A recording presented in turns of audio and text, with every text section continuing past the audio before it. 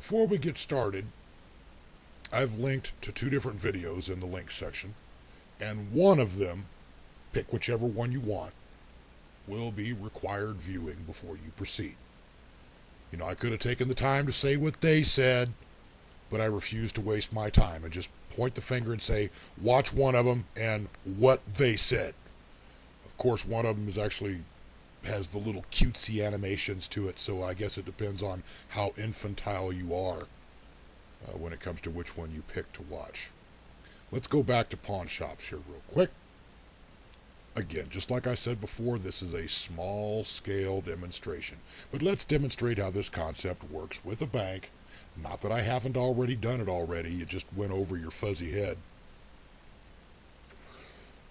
Let's look at it from a different direction. If you were to produce a widget, and I'm hoping against the odds that you comprehend the concept of a widget, or do you need a link? But if you were to only produce 100 of these widgets and then sell them, you'd need to get a higher price for that widget if you only had the demand for and thus the production of 100. But let's say you had demand for 1,000,000 widgets. You could in turn require a lower price per widget since you're dealing in bulk. You have competition out there that also produces widgets. One guy wants to sell them more than you do, so he's going to sell them at a lower price. He's going to try to cut his production costs and do everything to shave the price. And now you're ending up with competition. Gets almost into the law of supply and demand. And price elasticity and inelasticity and monopolies. Now, you did at least graduate high school, right, Gary? Because the link I'm going to give here relates to K-12 curriculum, so I hope that doesn't go over your head. But banks, in comparison to pawn shops, should be somewhat similar. I used the pawn shop to draw a similarity. Banks deal in bulk. They deal with larger scale loans. Just like I said in my previous video. Right over your head. Banks should also have competition. But you'll say, wait a minute, there's Bank of America, Wells Fargo, Chase Manhattan, Citibank, blah, blah, blah, blah. All these different banks out there that are competition. But wait a minute. They're all driven by the same Federal Reserve, who sets the interest rates and the value of the currency. Right? Yeah. Back to the pawn shops, though. I had brought up $100 in collateral with a color television set, but they're only going to issue a $75 loan. You know, you could be a regular customer who's demonstrated your ability to pay back on time. Thus, you're a no-hassle loan. You might get a lower interest rate. You know, you could only request a $50 loan on a $100 item that's held as security, and thus get a lower interest rate. See, interest rates should also be negotiable, I believe, based upon the risk for loss factors that the bank would face. It should be competitive amongst banks. But see, this is how a pawn shop makes money. They get interest on the loans, and if the loan defaults, they can sell the item that's secured on the loan. And then in turn, they take their profits and they now reinvest it. Banks deal with larger scale items, you know, real estate. If the loan defaults, they sell the item held as security. There is a difference, though. The banks can get more money from the Federal Reserve if they have the fractional reserve requirements in deposits or collateral. Pawn shops don't have that luxury. They have to wait until the loans are paid back to get more money to lend. Now, if back to Farmer Brown, who had bought the farm for $100,000.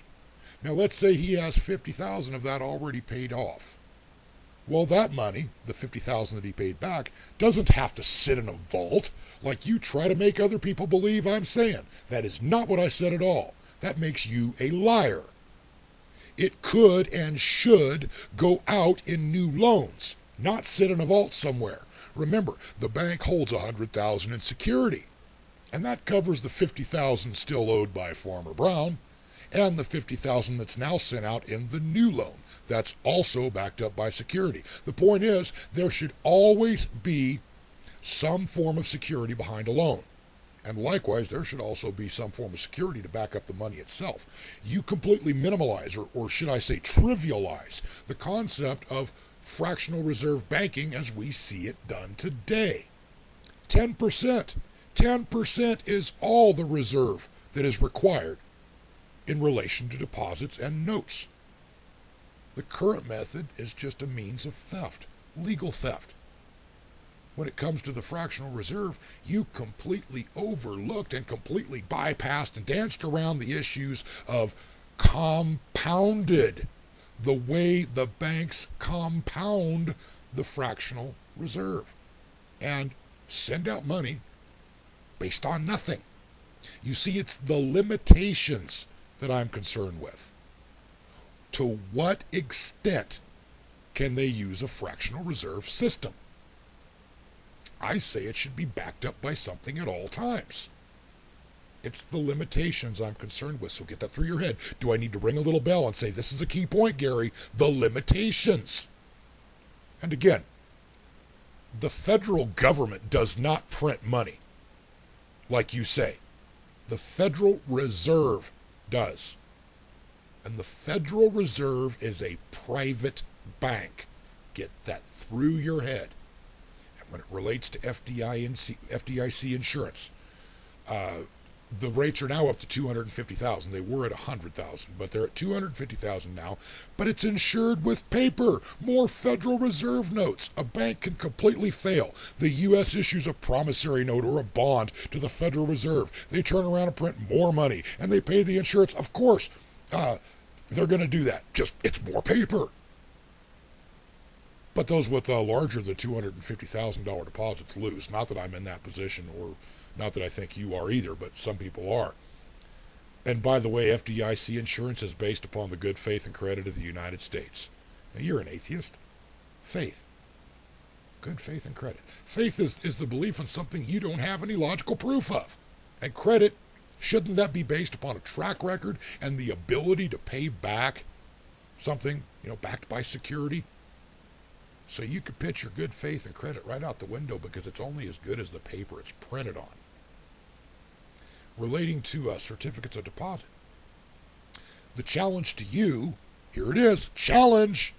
Show me just one time in the past century when the overall rate of inflation was lower than the rate paid in a CD. Because that's what it takes to make money in a CD. And when you can't, it will be a simple acknowledgement of the fact that investments in CDs are a loss of capital. Now, the ultimate challenge here. You're hearing all sorts of challenges, but the ultimate challenge. Gary, theoretically, if every loan was paid off, if every bit of debt in the United States was paid off, how much money would be available? And there's stuff to throw, and who would the owners of all the assets out there be? And, well, yeah, here we go. What labor did they use to produce all that wealth they've suddenly got? And you tell me how that is not slavery. You see, there's so much to go over. It's such a tangled web, but you have to completely grasp just the basics first. Have you grasped the basics even?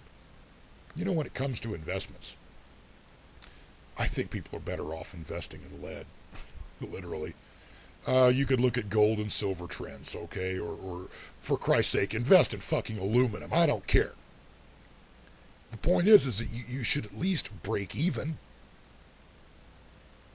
The value at the time of investment should at least equal the value a year later as the prices of those products you've invested in goes up with the rate of inflation. But see, today, here's another issue. We're also dealing with middlemen and brokers and certification companies.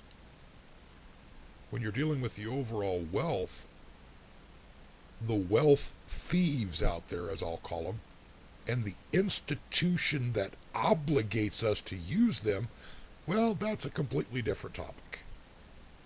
But first, we have to at least understand how money even works. And you ain't even coming close. I'm too sexy for you.